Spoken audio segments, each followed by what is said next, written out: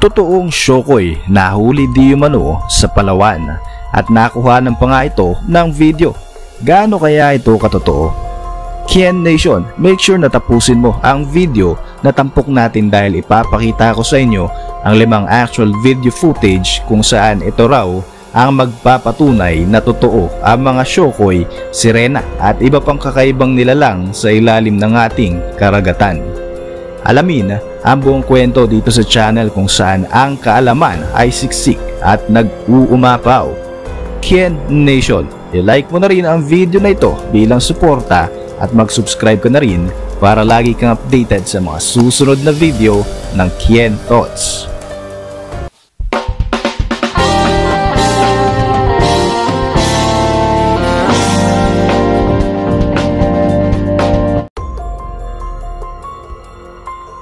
Ayon sa documentary program na Discovery Channel, halos 80% ng ating karagatan ay hindi pa nagagalugad o nararating man lang ng sangkatauhan.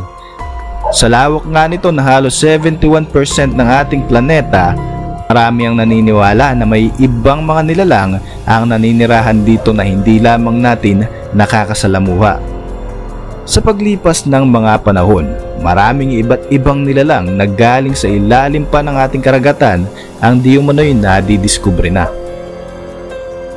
Marami rin ang mga kwento kung saan may mga claims na nakaranas sila ng kababalaghan sa karagatan.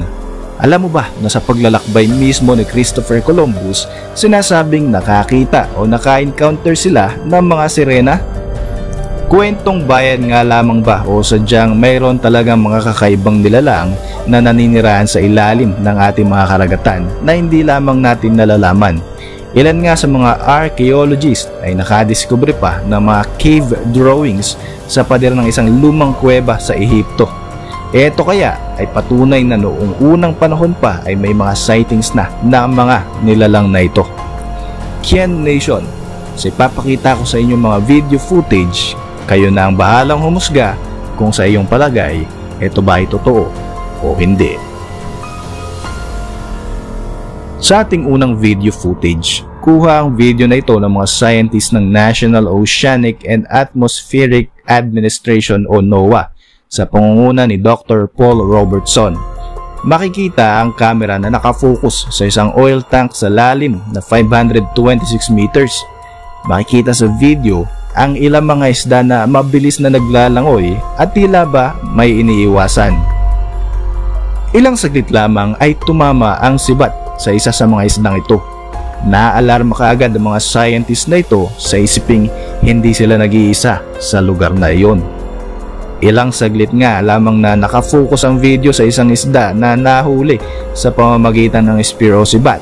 Maya-maya lamang ay biglang dumaan ang isang malaking nilalang na sa tansya ng mga eksperto ay posibleng isang sirena o Shokoy. Panooring mabuti ang sumunod na mga pangyayari.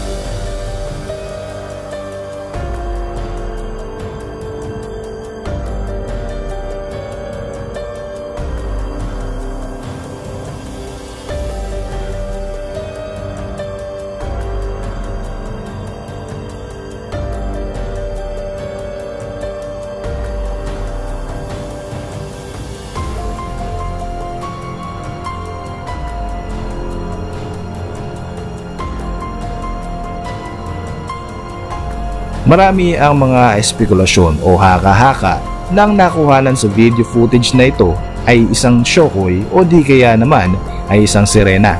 Kalaunan nga ay na-feature pa ang video footage na ito sa Animal Planet upang ipakita sa publiko. Sa ating susunod na video naman ay makikita ang isang fishing vessel. Dito ay makikita ang ilang mga mangingisda na abala sa paghatak o sa pag-aangat ng kanilang lambat papunta sa kanilang bangka. Nang maiangat na nga ang lambat, nagulat na lamang sila sa tila ba kakaibang nilalang na nahuli nila rito. Ang kakaibang nilalang na nahuli sa lambat ay biglang nagpumiglas. Dahil sa takot ng mga mangingisda at sa sobrang bilis na rin ng mga pangyayari, binitiwan na lamang nila ang lambat at hinayaan na lang na malaglag ulit ito sa dagat kasama ng kanilang mga huli at ng kakaibang nilalang. Panooring mabuti ang video footage na ito.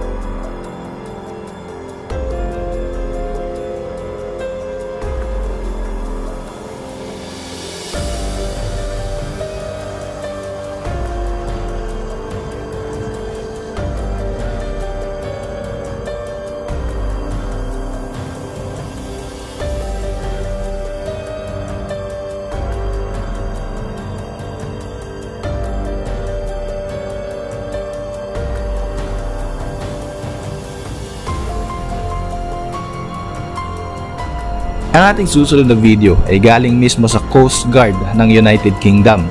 Sa isa sa mga sinasagawang training ng mga Coast Guards ay may kakaibang karanasan sila na hindi nila malilimutan. Makikita ang dalawang tao sa video na ito na nag-uusap at abala sa kanilang sinasagawang pagsasanay.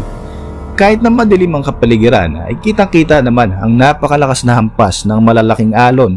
Ilang saglit pang lumipas, sa bandang kanan ng video, makikita ang isang kakaibang nilalang na bigla na lang lumutang mula sa dagat. Sa kanilang tansya, ito ay maaaring isang sirena.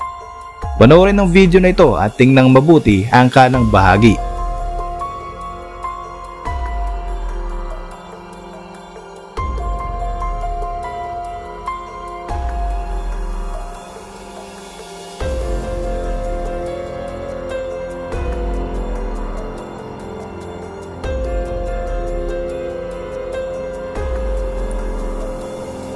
Ang video naman na ito ay di umano'y nagmula sa Palawan, Philippines.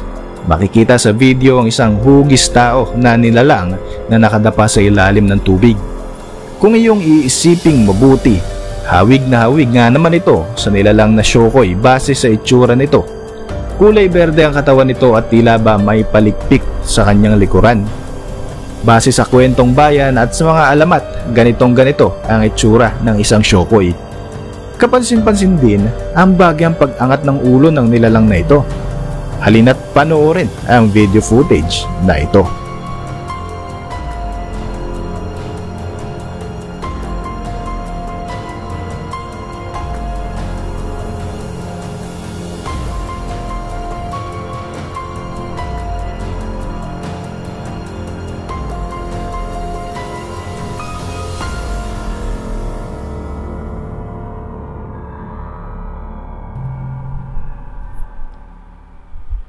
Sa ating huling video mga kaibigan, ang video footage naman na ito ay nakuhanan sa karagatan ng Greenland noong 2013. Kuha ang footage na ito ng dating scientist ng NOAA at lead marine geologist na si Dr. Thorsten Schmidt kung saan lulan siya noon ng isang submarine.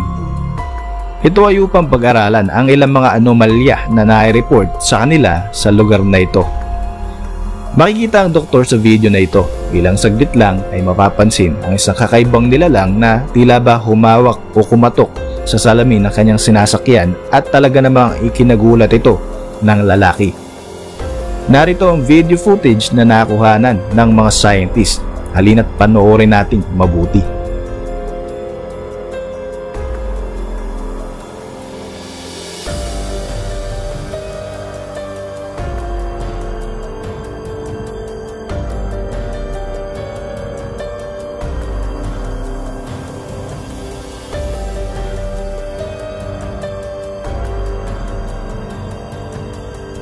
Mayroong mga teorya na posibleng nag-i-exist talaga mga kakaibang nilalang na ito katulad ng mga sirena, shokoy at iba pang mga halimaw na di umano'y naninirahan sa ilalim ng dagat.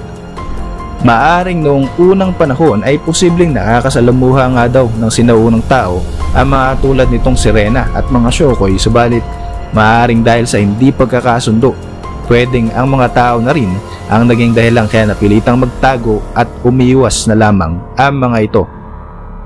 Para sa inyong mga reaksyon, mag-iwan na lang ng komento sa ibaba ng video na ito. Hanggang sa mga susunod na video, maraming salamat po sa inyong panonood at patuloy na pagsuporta, Kien Nation.